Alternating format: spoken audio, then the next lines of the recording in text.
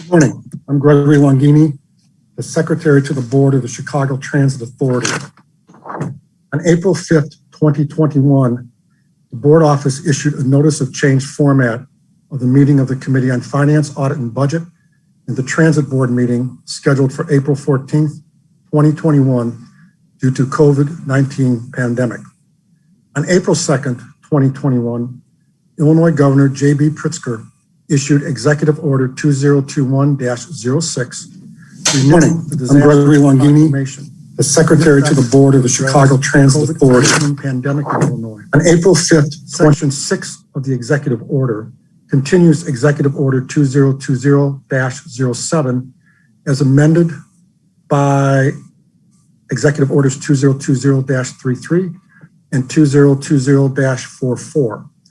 Allowing public meetings to proceed virtually and dispensing with the requirement in the Illinois Open Meetings Act for a physical quorum.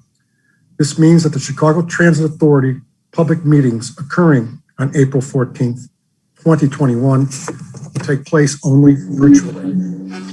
Because the governor's disaster proclamation remains in effect in the state of Illinois, the meeting on April 14th, 2021, the meetings on this date are being held electronically or virtually pursuant to the amended provision of the Open Meetings Act, Section 7E, which allows for virtual public meetings while the disaster proclamation remains in effect.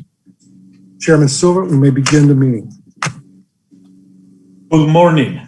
Good morning. I would like to call to order the April 14, 2021 meeting of the Committee on Finance, Audit, and Budget. Will the Secretary call the roll? Yes, Director Irvine. Here. Director Jakes. Here. Director Miller. Here. Director Alvarez. Here. Chairman Silva. Here.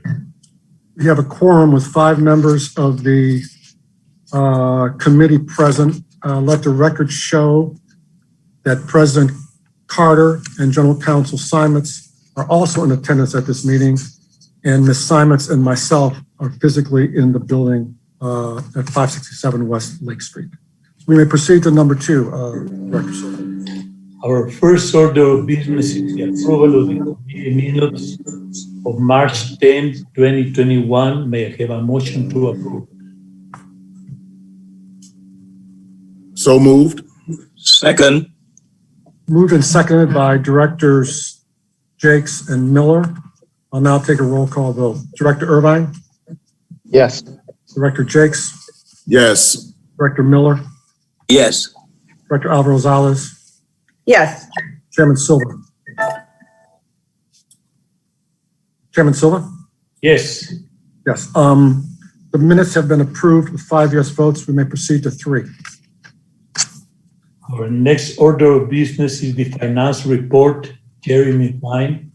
Good morning. I'm Jeremy Fine, your Chief Financial Officer, and I'll review the year-to-date numbers as well as those for the month of February. On the next page, we can see the February revenue numbers coming in a little bit better than expected with regard to fare box and passes. We see about $2 million of positive variance between those two lines on a 2021 budgetary basis. To note though, again, this is dramatically lower than what we saw in 2019. We're still about 70% down, but again, we're doing very well vis-a-vis the 21 budget. The reduced fare subsidy is coming in at budget. Again, to point out that budgetary line was reduced from 28 million down to 14 million as part of the 21 budget. And in addition, we give out, about 100 million or more of free and reduced fare rides a year. So even at the 28 million, it was a reduced level. But again, we're meeting the budgetary expectations, but that has been reduced from 28 to 14. Non-fare box totals are coming in a little bit lower than expected due to 3 primary factors: a reduction in the ground transportation tax funding that we received from the city, as well as non-capital grant revenues and some lower advertising dollars than expected.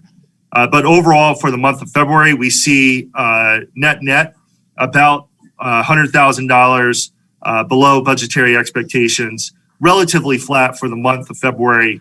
And, on a year-to-date basis on the next page, we see a similar trend on the various line items. Fare and pass totals doing better than expected by about $3.6 million on a year-to-date basis.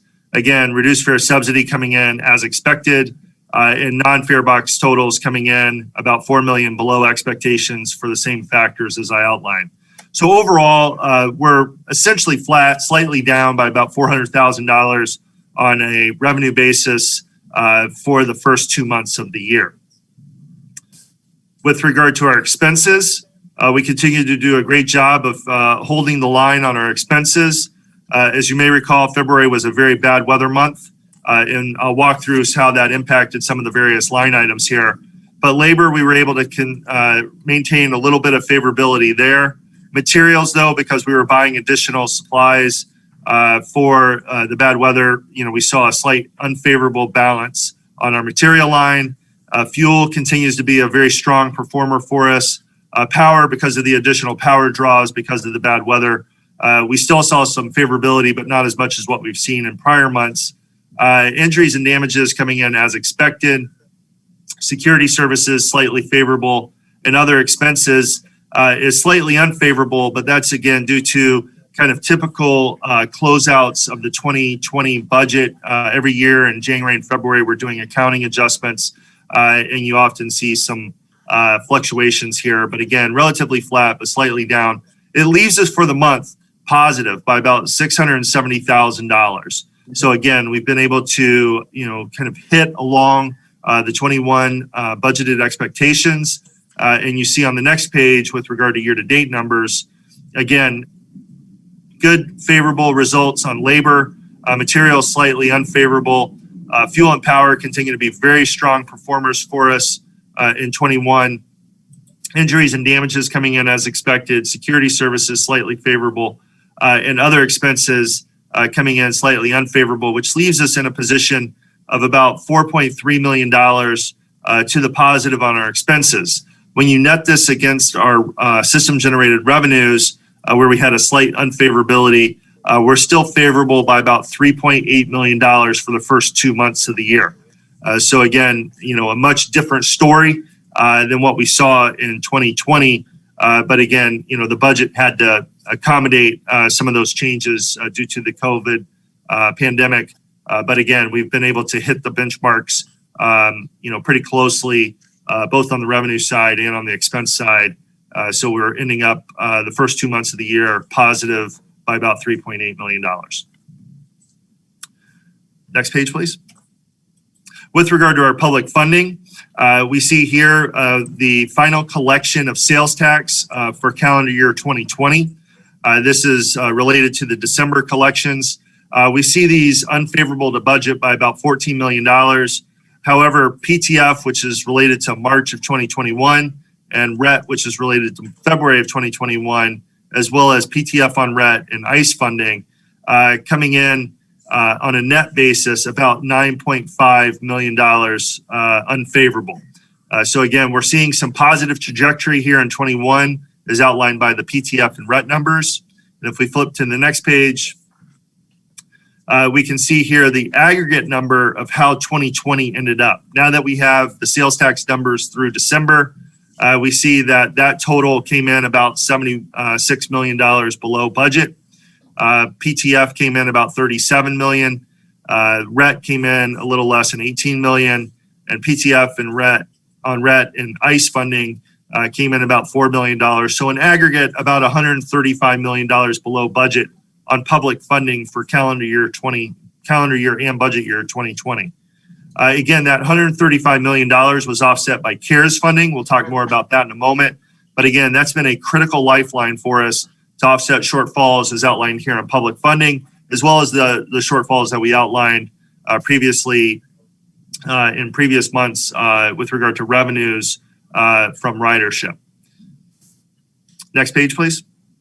You see here on this page an outline of the collections versus the 21 budget. So sales tax, we've not yet received collections for January of 2021, but we have started to receive PTF and RET.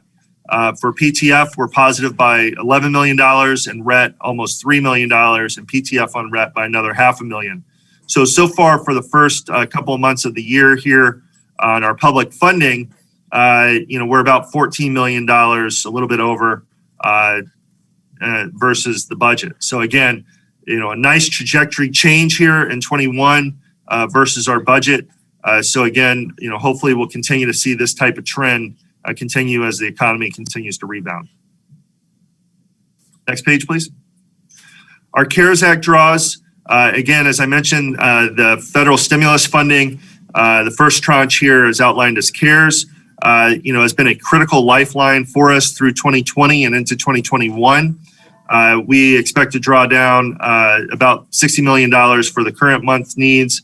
That means that we've drawn down about $566 million of the total 817 awarded through that first tranche of federal stimulus called CARES.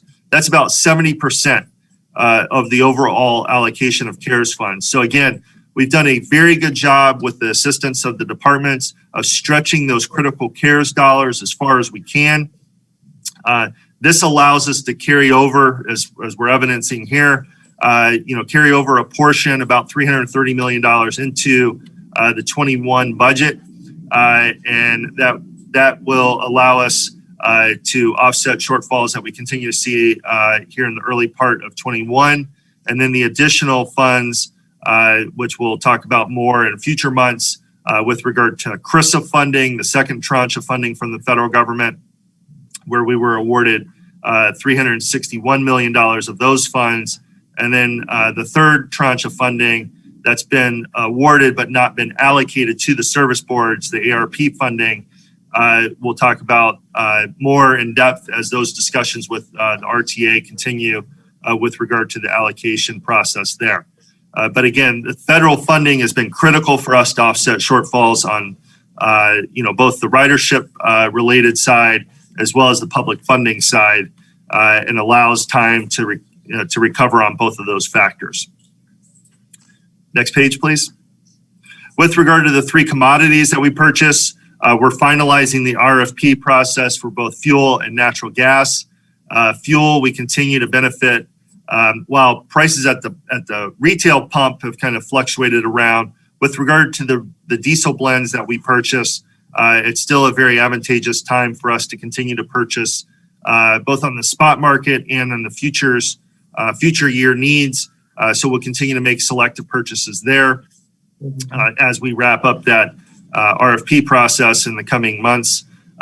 Power, we're pretty much locked in where we need to be for the coming years. And then natural gas, within the next couple of weeks, we'll look at additional purchases for that commodity in outer years as well. It's kind of a sweet spot to purchase because we've seen the weather improve through the winter, but not yet spike for the summer. So again, we're in a great position to make some selective purchases in natural gas. That concludes my report for February. Glad to answer any questions. Yes, the allocation to CTA of the CARES draw, how much was it? So the total allocation to CTA was $817 million of the total $1.4 billion. So of CARES, we were allocated about 58% of the total.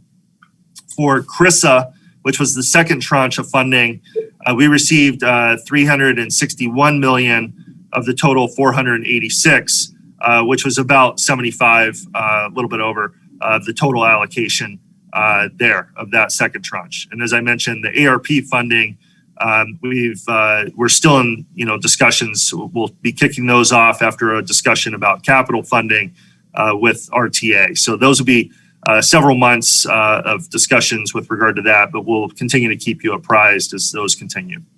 And who's taking care of that money? Is RTA? So the RTA is kind of the gatekeeper, so to speak, with regard to the allocation of the funding.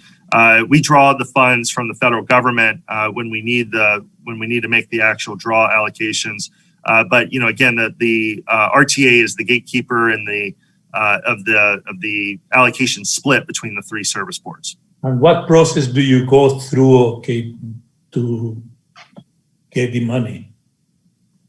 So we go through a kind of a typical process that we do with other federal funds, where we make a draw request to the federal government for the draw of the funds, whether it be for CARES, CRISA, or the future ARP funds as well. So it's kind of just to clarify, once RTA makes the allocation to service boards, then we apply directly for a grant to the federal government that then we draw off against, that, which is what Jeremy is talking about. So we can't apply for the grant until RTA allocates the funds to us. But once that happens, then we can apply for the grant. We get a grant from the federal government, and then we are allowed to draw down that money as we incur expenses against it. Do you have to pay interest? No, it's a grant. So there's no interest or anything involved with it. It works like our other grant programs, in that we can draw down the money once we incur the expenses that are eligible under the grant. Okay, thank you. Mm-hmm. Director Jakes, any questions? No, just commendations for Jeremy and his team for the great work they've been doing, especially in the midst of the pandemic. So kudos to you, Jeremy. I'll pass those thoughts along. Thank you. Director Miller, any questions? No, ditto to what Pastor Jakes have just said. And I know Jeremy said in the meeting on the other day that CTA has been the backbone of the group. So we just say ditto and keep up the good work. Thank you. Director Alvarez-Alves, do you have any questions? Well, questions and comments. So just a comment, just to reiterate what the other director said, because I think initially we had thought that the federal money we had gotten, 817 million, that we by this point would have utilized all of those funds. And it's great to see that we still have about a third left of that funding. So thank you to the whole team, Jeremy, for managing it and on the estimations, even for this year. It's great to see that. I do want to ask, and I know it's a little bit early in the game, but President Biden recently announced the American Jobs Plan, which proposes funding for modernization of the public transit. It's included in there. So what are we doing to position ourselves for some of that? And again, I know that it's early in the game, but I'd love to hear what we're doing to position ourselves in that. So, I don't know, President Carter, did you want to?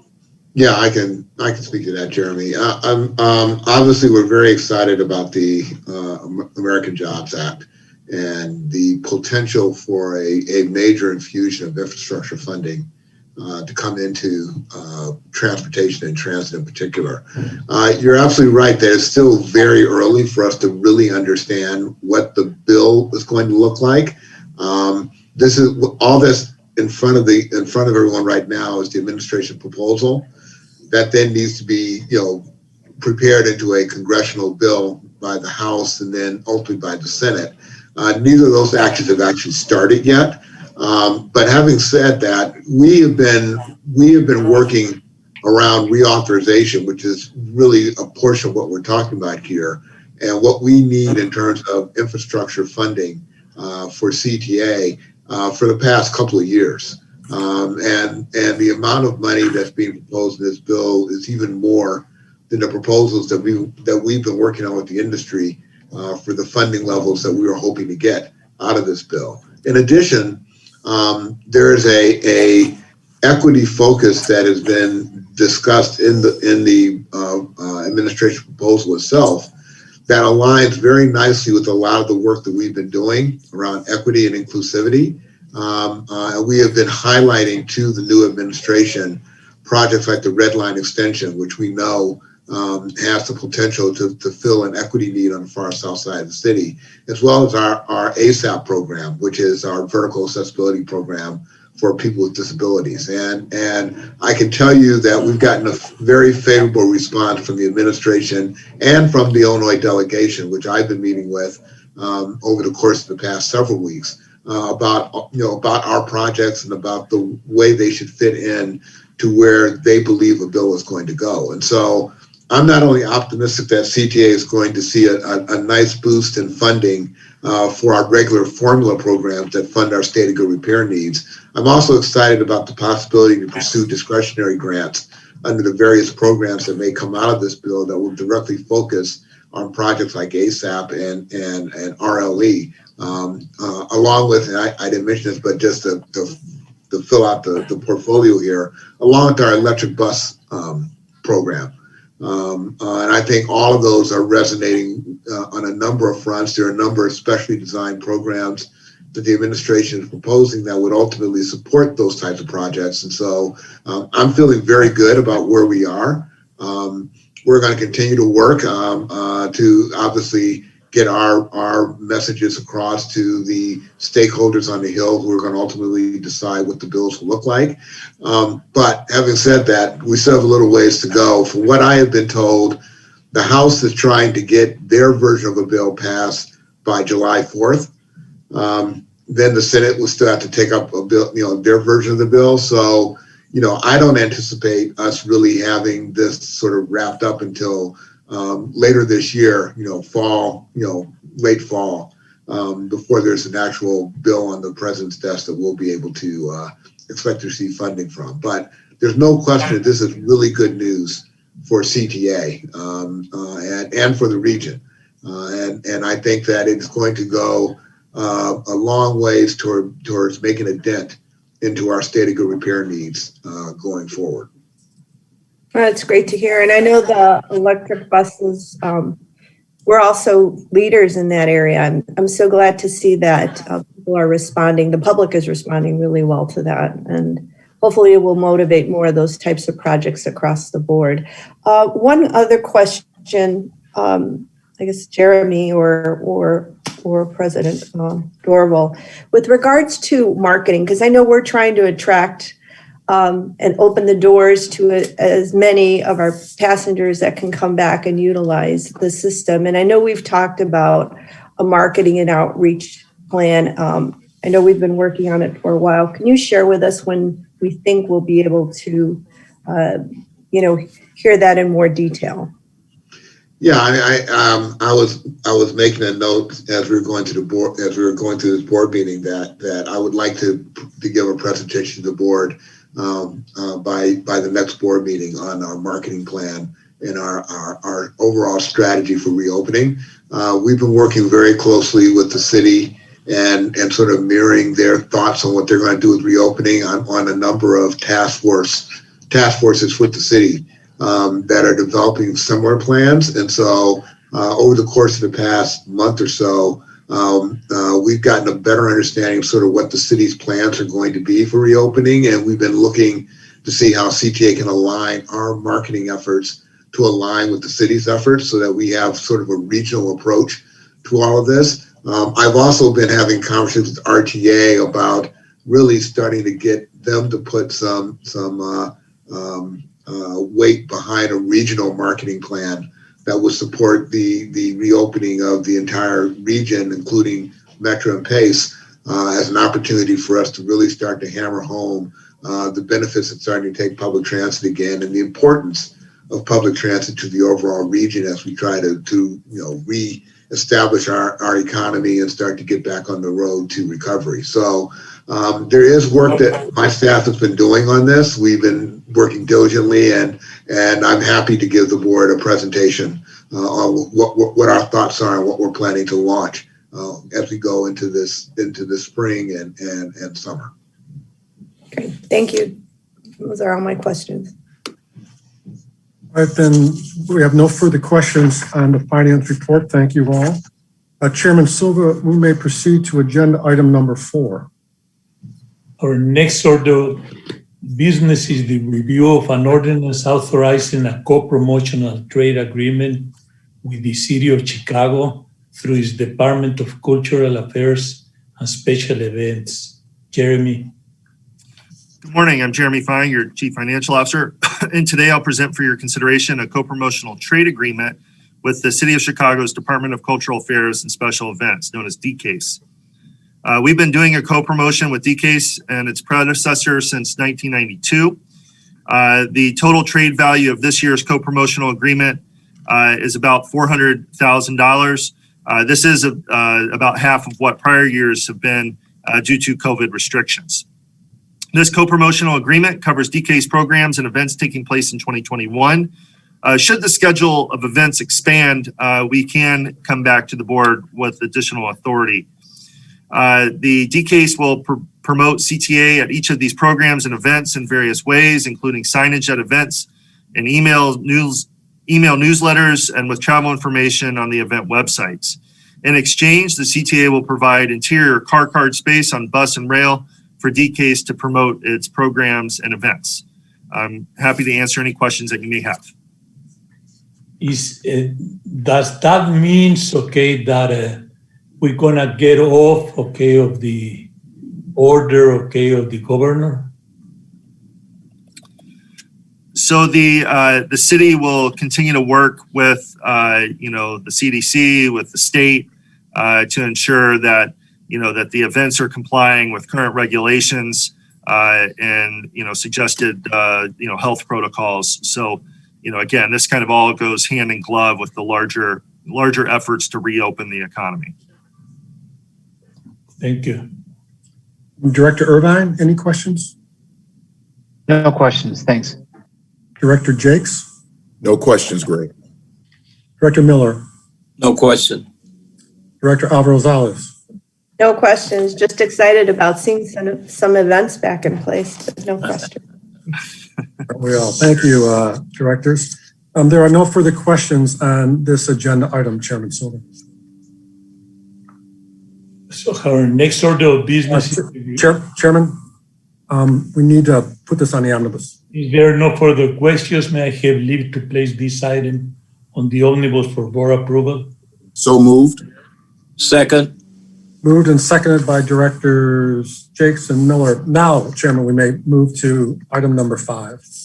Our next order of business is the review of an ordinance authorizing a facilities user license agreement with City Colleges of Chicago for instruction space at Truman College, Chicago, Illinois. Bill Mooney.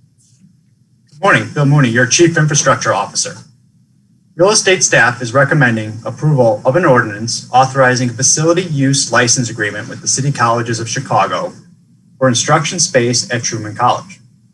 Due to the COVID-19 pandemic, the CTA requires the immediate need for indoor socially distanced space on an interim basis for training purposes. The City Colleges of Chicago has made space available at Truman College that meets this need and is directly adjacent to the CTA's Wilson Station. The space includes an overall hall, 5 classrooms, and a cafeteria. The proposed agreement is retroactive to March 30th, 2021 and runs through June 30th, 2021 at a maximum cost of $100,800. I'll be happy to take any questions. Which one was the school, okay, that we were doing the training before this? We historically have done this training on our sites within CTA facilities, and the maximum classroom size that we've done it with is typically classes of up to 25 to 30 persons. When we had to start socially distancing those classrooms during the pandemic, it reduced the amount of people we could train in our facilities to around 10 to 12.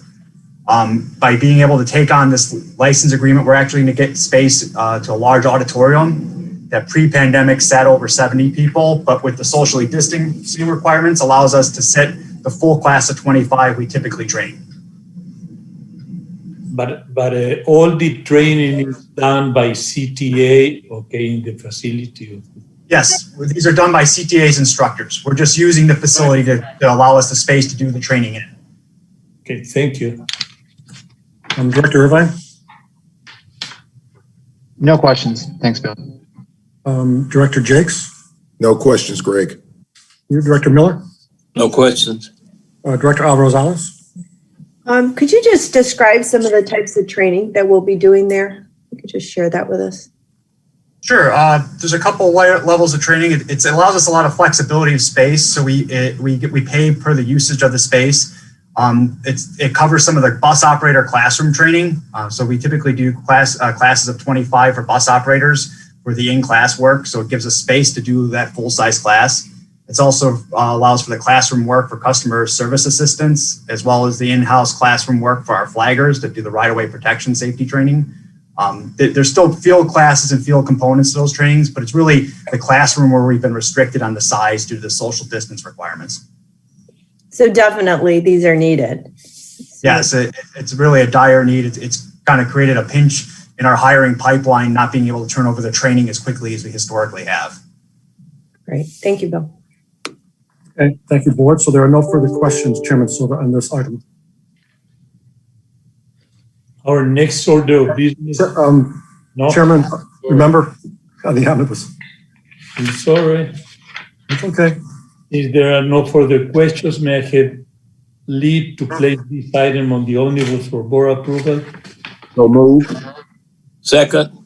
Moved and seconded by Directors Jakes and Miller. So now, Chairman, we can move to number 6. Our next order of business is the review of an ordinance authorizing an intergovernmental agreement with the City of Chicago through its Department of Police for federal fiscal year 2020 transit security grant funds. Kevin Reyes. Ryan. Morning, my name is Kevin Ryan. I'm Vice President of Security for the CTA.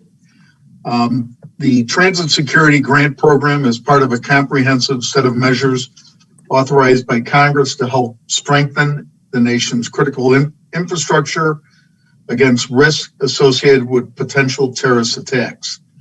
In federal fiscal year 2020, the Transit Safety Security Grant Program allocated $88 million to the nation's key high-threat urban areas to enhance security measures for critical transit infrastructure, including bus, rail, and ferry systems. The CTA received grant money under the program every year since it was enacted in 2007. The CTA applied for and was awarded fiscal year 2020 Transit Security Grant Program funds in the amount of $14,857,567, which were allocated to the CTA and the Chicago Police Department in the amounts of $6,627,800 and $8,229,767 respectively. The grant awarded $6,627,800 for the CTA's cybersecurity hardening and upgrade of secure fiber optic network initiative. $7,975,118 for the Chicago Police Department's transit operational package, team sustainment project, and $254,649 for the Chicago Police Department's SWAT Torch Team Summer Surge Initiative. Staff recommends CTA enter into an intergovernmental agreement with the CPD to pass through the fiscal year 2020 Department of Homeland Security funds to the Chicago Police Department for transit-related anti-terrorism operations. The Chicago Police Department is the primary transit security provider for the CTA and therefore eligible for reimbursement of operational costs that apply to counterterrorism. I'll be happy to answer any questions at this point. For how many years have we been transferring the money, to the police department? Since 2007, I believe the IGA became effective in 2010. And is Any further questions? to come through us, through CTA, going to the police department? Could it go direct, to the police department? No, Director Silva. Under the federal program, we are allowed to apply for the funds. So the only way that they can get the money is through CTA applying for a grant on their behalf. Okay, thank you. Director Irvine, any questions? No questions. Director Jakes? No questions. Director Miller? No questions. Director Alvarez-Rosales? No questions. All right, then we are finished with questions. Director Silva on that item? If there are no further questions, may I have leave to place this item on the omnibus for board approval? So moved. Second. Moved and seconded by Directors Jakes and Miller. Chairman, we may now proceed to the contracts. We'll start with number A1. Next order of business is contract A1, a change order to a video recording contract. Any questions, Chairman? No questions. Director Irvine? No questions. Director Miller? No question. Director Alvarez-Rosales? No questions. We have no questions on this item, Chairman, so we may move to contract B as in boy 1. Next order of business is contract number B1, an amendment to our consultant contract. I don't have any questions. Okay, Director Irvine? No questions. Director Jakes? No questions. Director Miller? No questions. Director Alvarez-Rosales? No questions. All right, then let's proceed to contract B2. So, Our next order of business is contract number B2, a landscape maintenance service contract. any questions, Chairman? What is the DBE participation in this contract? Chairman, the contract was set aside under our small business program, and both primes are DBE, so it'll be 100% DBE participation as well. Okay, good. Thank you. Director Irvine? No questions. Director Jakes? No questions. Director Miller? No questions. Director Alvarez-Rosales? Just comment, good to hear the small business efforts are working out. I do have a question though. Are these new to CTA, these firms? These brand new? No, neither of them are. We've worked with both firms and have been very happy with the results. Oh, great. Great to hear that. Thank you.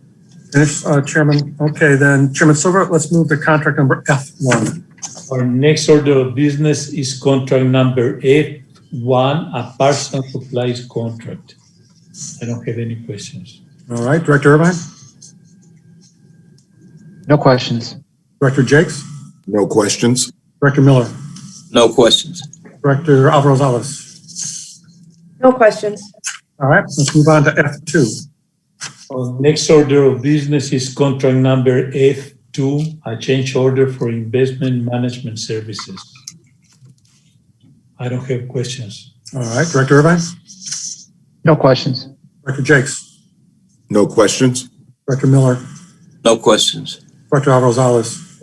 No questions. All right, let's move to number G as in girl 1. Our final order of business is contract number G1, an I-manage software contract. No questions. Director Irvine? No questions. Director Jakes? No questions.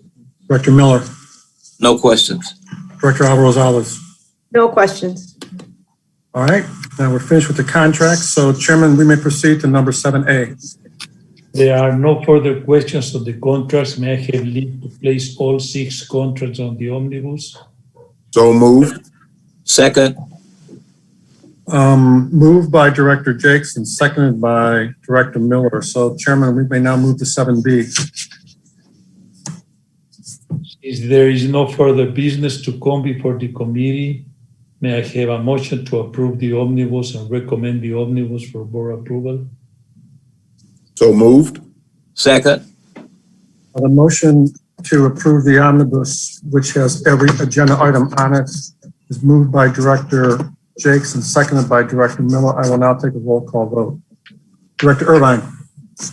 Yes. Director Jakes? Yes. Director Miller? Yes. Director Alvarez-Rosales? Yes. Chairman Silva? Yes. The motion is approved with all 5 members of the committee voting yes. We may now proceed to item number 8. Finally, may I have a motion to adjourn? So moved. Second. Moved by Director Jakes, seconded by Director Miller. I will take a roll call vote on the motion to adjourn. Director Irvine? Yes. Director Jakes? Yes. Director Miller? Yes. Director Rosales, Yes. Chairman Silva. Yes. Motion to adjourn passes with 5 yes votes, and we'll take a 5 to 10 minute break before the beginning of the regular board meeting. Thank you.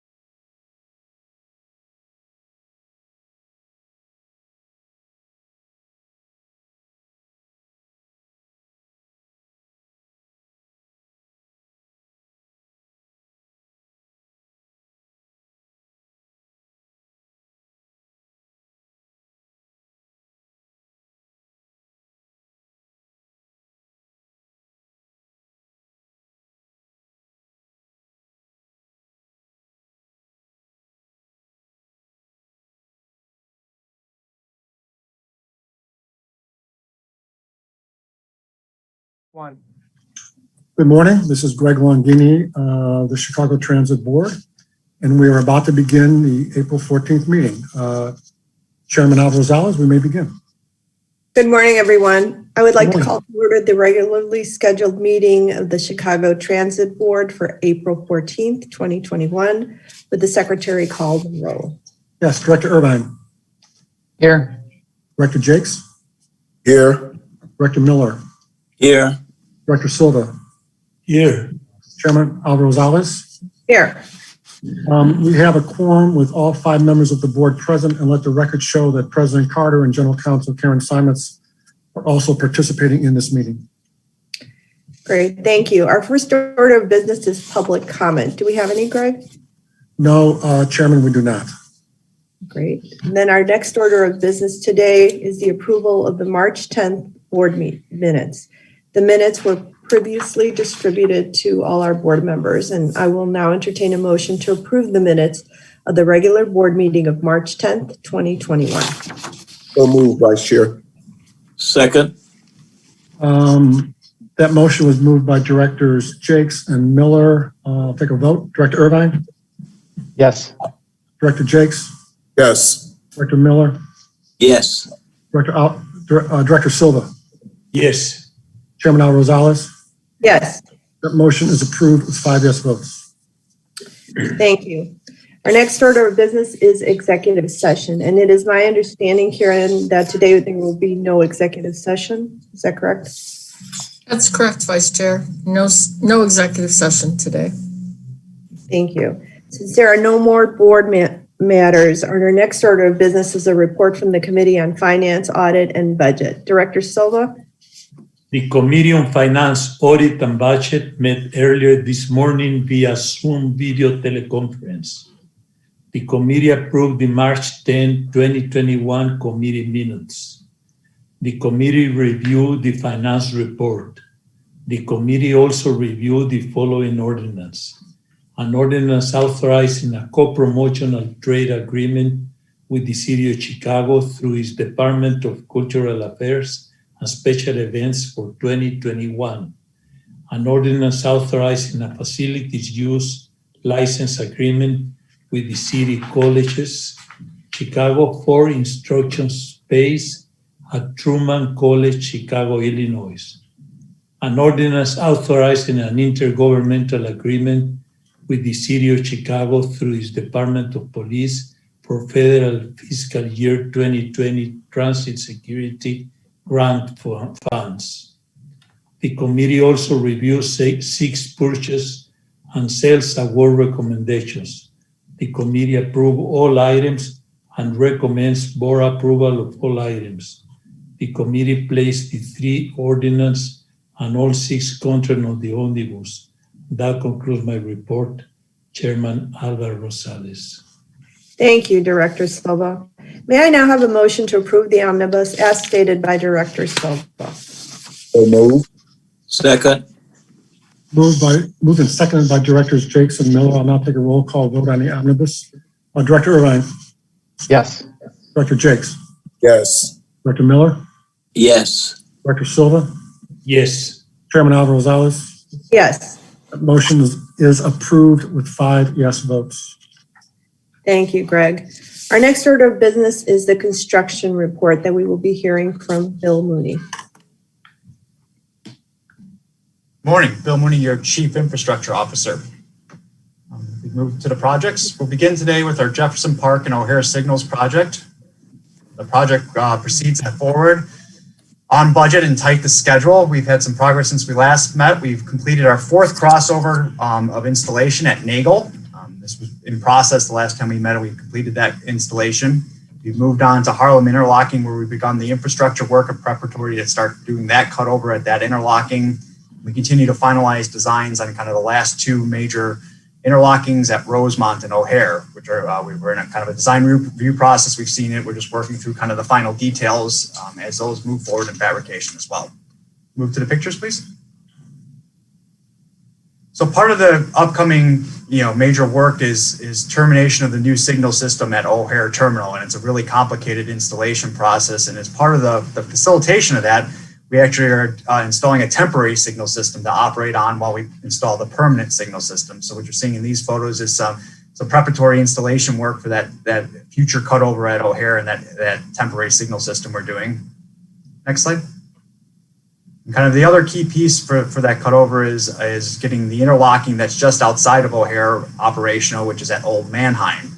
It's just kind of outside the footprint of the airport there. And so you're seeing a junction box similar to some of the other ones I've shown you, where we take the wiring from the field apparatuses and we connect them to the wiring in the house as we get ready in the future to cut over the Old Mannheim house.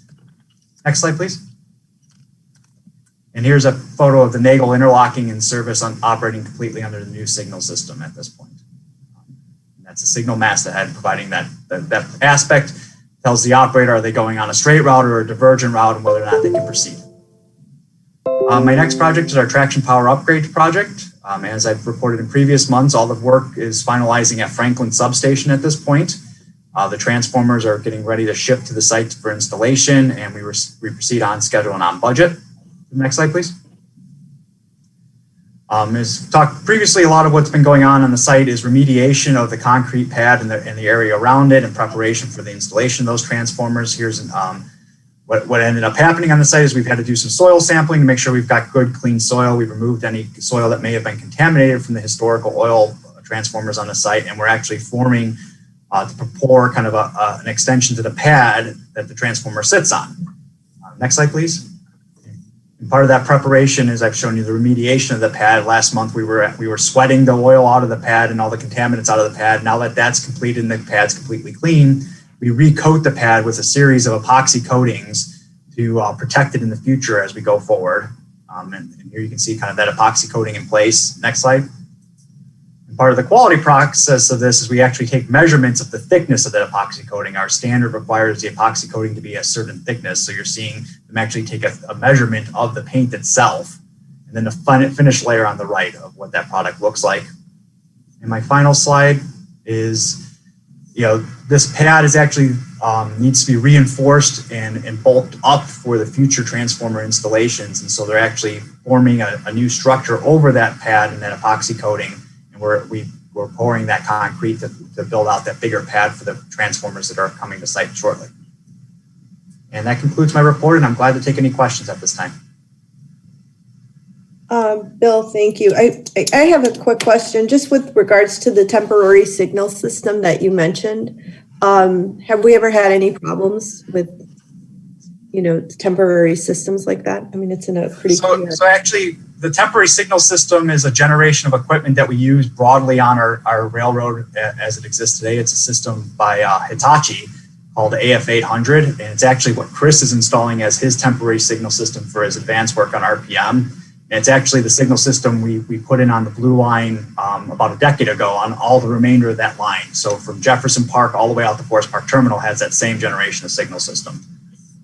So it's a very reliable system we're very familiar with. So we're pretty comfortable with it operating. It's nothing fancy like this next generation that we're installing as part of this project, but it's a very reliable, safe system that's produced very well for us for many years. Great. All right. Thank you. Questions, Director Jakes? Do you have any questions? I do not. Thank you. Thank you. Director Irvine?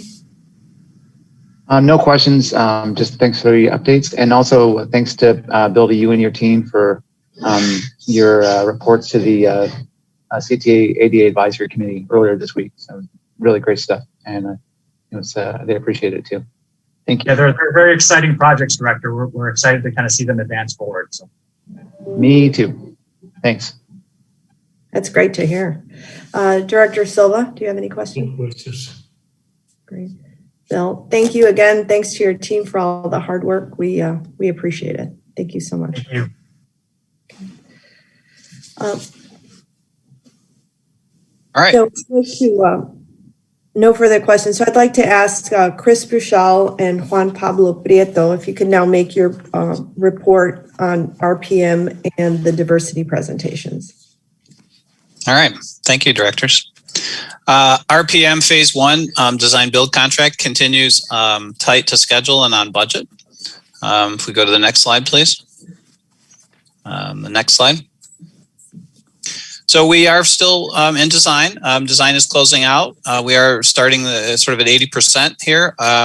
So we're now in the process of winding it down. In terms of the bypass, not winding it down at all. Very much still under construction. So we have assembled most of the foundations and substructure. It's the sort of the steel that's holding up the concrete and will eventually hold up the tracks. And now we're starting to pour the various pieces of concrete, the concrete slab, and then we'll start pouring the plinth and installing the track work over the course of the spring and summer. Pre-stage work is drawing to a close. As you saw from my previous presentations, we installed 2 major interlockings at Thorndale and Montrose, and now we're in the process of signalizing them. Much the same sort of activities that you've seen Bill describe in the blue line. We're now engaged in the red line and red and purple lines as well. And then with Lawrence to Bryn Mawr modernization, we are casting various pieces associated with the 2 major bridges and completing efforts, as I said earlier, with design, in particular with regard to the station houses. Next slide. So here you can get a sense of the kind of the sweep of the bypass. You really have a sense, I think, of its size and scale now. We are in the process, as I mentioned, of installing the concrete slab. So that green element that you see down there is the rebar that we then pour concrete around. That's the first part of the slab, and then we build the track, or the track sits on little plinths, and we cast those plinths, and then we build the track on top of it. Next slide. There is part of this bridge, the RPB bridge, which is built in an adjacent alley just to the north and west of the concrete. That part is not enclosed concrete. It's more of an open deck structure. So that's being currently assembled now in the Roscoe Sheffield Alley area. Next slide. Again, similar to Bill, we are in the process of installing and commissioning signaling systems. Actually, most of the installation is done. We're really just in the process of testing and commissioning. This is the Thorndale Relay House. Next slide. And then I mentioned we're casting various pieces of concrete associated with the Lawrence to Bryn Mawr segmented box girder bridges that will be starting late this spring and into the summer. Next slide. The temporary stations are nearing completion. We have 2 of them at Argyle and Bryn Mawr. They're looking good, no issues. We're in the final closeout of both of those efforts. Next. And of course, our outreach is busy as can be. With spring, we are continuing to talk to the community about various pieces of construction that we're involved with. We have a very busy Open for Business campaign that is seeking to encourage businesses, local businesses in the area, many of whom have been more impacted by COVID than they have by our project. But nonetheless, we're taking this opportunity to build good faith with those businesses with an aggressive campaign. And that concludes my end of the report. I'll turn it over now to JP and the SBEDB effort. Thanks, Chris. Good morning, directors. Juan Pablo Prieto, Director of Diversity Programs. We continue to hold our monthly meetings with the prime contractor to discuss workforce and DBE outreach and compliance. The Elevating Future Scholarship application deadline was March 1st, and Chicago Scholars is preparing to announce the awardees this month. RPM was featured on WCIU's The Jam during March to focus on women in construction for Women's History Month. Our workforce goals and outreach on RPM have helped increase the labor hours performed by women. We encourage all individuals interested in a career in construction to connect with our workforce partners, the Chicago Cook Workforce Partnership and Hire 360. We'll be playing that video here shortly. On April 8th, Hire 360 hosted a trades informational session for individuals interested in a career in the building trades that are not current members of a union. There were over 100 attendees on the call who heard from Hire 360, their resource partners, and the Carpenters Regional Council on how to prepare for entry into the trades. Walsh Floor also presented on upcoming opportunities on RPM. And lastly, Walsh Floor will be hosting a DBE vendor outreach event later this month to inform DBE firms of upcoming trade packages, how to bid on them, and the resources available for DBEs like the Building Small Businesses Program. I will report out on the attendance of that event at the next board meeting. And now we will play the video of the WCIU RPM feature.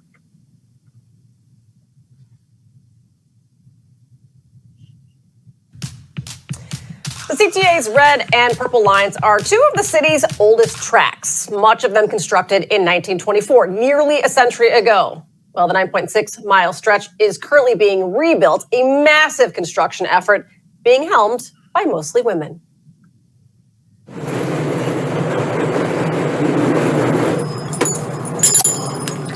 I came when I was 13 years old from Mexico. I decided to be in the construction because the thing is I couldn't find anything basically for me, like no computers, no office work. What I did is I joined the trades and I decided to be a welder. My family is only one brother and 4 sisters. My brother had to go out of state, so I had to take over. So I had to work as a man, you know, like picking the horses, the cows. I love to weld the beams. I love the smells of the sparkles, you know. For the steel deck, we're waiting to move on to Unit 2. My role within the RPM project is a civil project engineer. So my team is responsible for all of the excavation, demo work, all of that sort of stuff. RPM successes in terms of the workforce and as it relates to women, RPM has produced over 315,000 labor hours through the building trades. Workers have earned over $18 million. Now, women specifically have earned over $1 million through the labor trades on this project. My experience as a woman in this industry has actually been really positive. I've worked with a lot more women than I ever anticipated.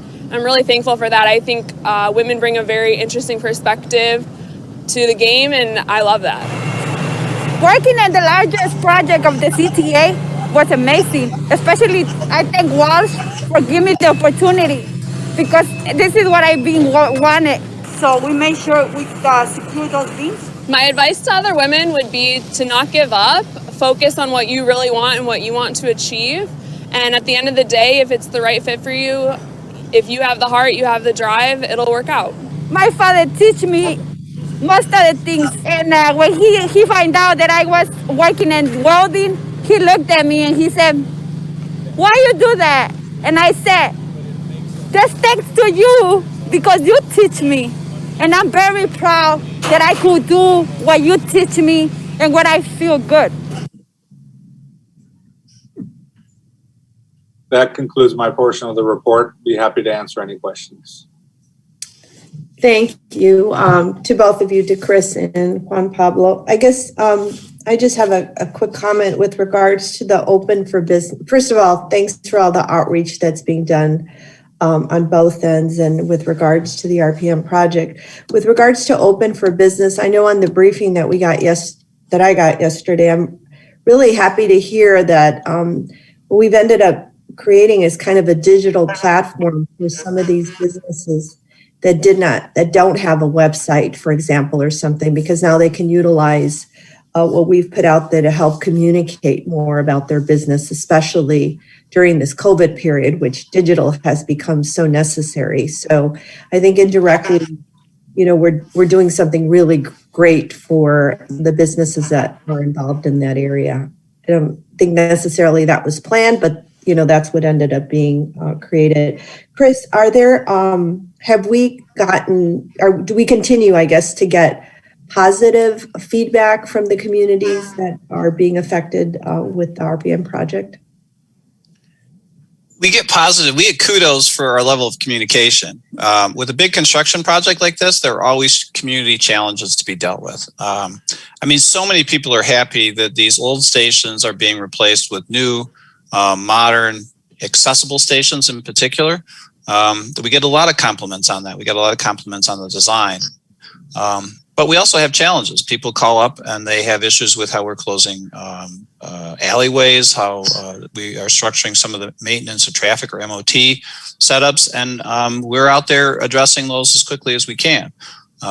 So I would say that by and large, the feedback we're receiving in various public meetings is positive, but we have challenges and we're trying to be transparent and address those as quickly as possible. Okay, well, we appreciate. Director Rosales, I would also point out that we do work very closely with the aldermen in these communities and really seek their advice and input on how best to approach a lot of these issues. And so I think Chris's comments about the community are also reflective of where the aldermen are on this matter. They recognize the project is going to be disruptive, as Chris indicated, but they also recognize the overall benefits that are going to come to their wards with the improved infrastructure we're putting in place. And we coordinate with them. We make sure that they have information to give out to their constituents. We participate in their town halls and other activities as well to make sure that we're getting the message out there and that we're in sync with what the aldermen understand and expect is going to happen on the project. I think our bottom line here is that we're trying to mitigate surprises because we know it's disruptive, but we want to make sure people understand before we start the work, what that work is going to mean and what the impact is going to be. Well, and I like that we're asking the community what's the best way to approach this. We're not coming in and telling them what to do, which is, I think, so important. So I think we're transparent. We provide a lot of information, as Dorval said, to the community, to the aldermen, to the community, about where we're going, what we're doing, and the impacts of that work. We don't sugarcoat it. We are straightforward and try to give the best schedule information we have. That's great. Thank you. Juan Pablo, great work. Everybody, great work. Quick question for you. Are we getting the women that are coming on to these projects? Are they, I heard Walsh, but are we getting them, or are they getting them from a certain organization, or they're just getting them, through their workers that they already currently have? It's a combination of both, through workers that they already have and also through our workforce partners. Whenever either Walsh Floor or any of their subs have any upcoming hiring opportunities, they'll communicate that to both partners, and both partners will send over lists of qualified candidates for them to consider. So they're getting it from both. It was great to see that. I'm very happy to see that. I'm going to reach out to the other directors and see if you have any questions. Director Jakes, do you have any questions? No, I don't have any questions. Thank you. Okay. Director Irvine? No questions. And I'm just, thanks again for all the work, and also for your team that presented to the ADA Advisory Committee on Monday. They, again, really appreciated that. So thanks again to all of you. Director Miller? No question, just ditto what you have already said. A great job, and being such a large project, so we say ditto, and all of the presentation in the on the other day was just beautiful coming up to here. So thank you. Thank you. Director Silva? No questions. Thank you.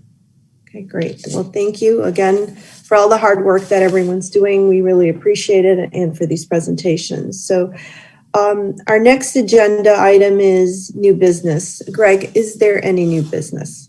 No, Chairman, there is no new business today. Great, thank you. Well, with no further business to come before the board, may I now have a motion to adjourn this meeting? So moved. Second. Moved and seconded by Directors Jakes and Miller. Motion to adjourn. Director Irvine? Yes. Director Jakes? Yes. Director Miller? Yes. Director Silva? Yes. Chairman Rosales? Yes. Chairman, that motion is approved with 5 yes votes. Thanks, everybody, and stay healthy and stay happy. It's nice out. Thank you.